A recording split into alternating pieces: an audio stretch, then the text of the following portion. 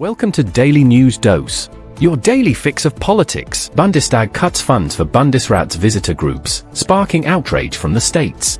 The Bundestag, the lower house of the German parliament, has approved the federal budget for 2024, which slashes the funds for the Bundesrat, the upper house representing the states, by €670,000. The money was mainly used to subsidize the travel costs of school groups visiting the Bundesrat to learn about federalism. The same amount of money that was taken from the Bundesrat was given to the Federal Press Office, the government's public relations agency. The states see this as a sign of disrespect and a threat to democratic education. 5 states, led by Baden-Württemberg and Saxony, have filed a resolution in the Bundesrat, demanding the reversal of the budget cuts by 2025 at the latest. They argue that it is especially important to strengthen the trust in democratic institutions in times of rising populism and extremism. Lindner faces budget gap of €40 billion for 2025. Finance Minister Christian Lindner, FDP, has to deal with a budget gap of up to €40 billion for the year 2025, according to a report by the Spiegel. The gap consists of €25 billion in the regular budget, and up to €15 billion in the Climate and Transformation Fund, KTF. The budget gap is caused by the effects of the Constitutional Court ruling on the KTF from last November, which limits the borrowing capacity of the government for climate-friendly investments.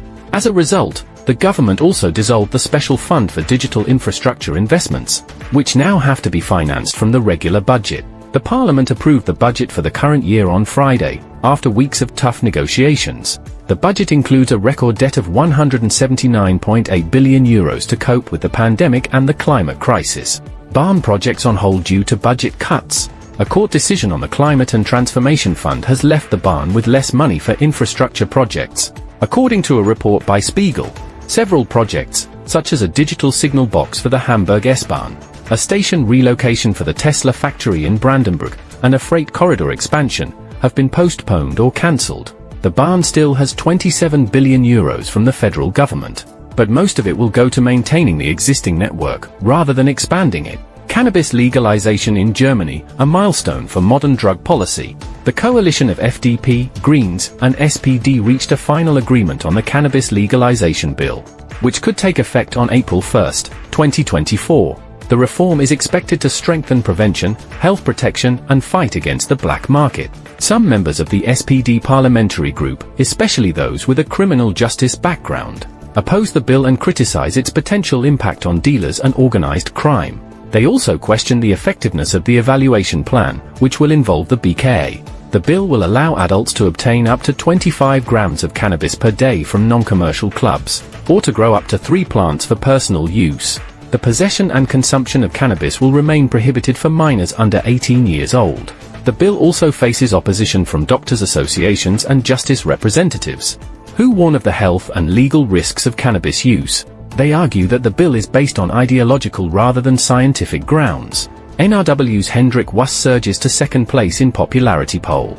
A recent ZDF Politbarometer survey ranked North Rhine-Westphalia's Minister-President Hendrik Wüst, CDU, as the second most popular politician in Germany, behind Defense Minister Boris Pistorius, SPD.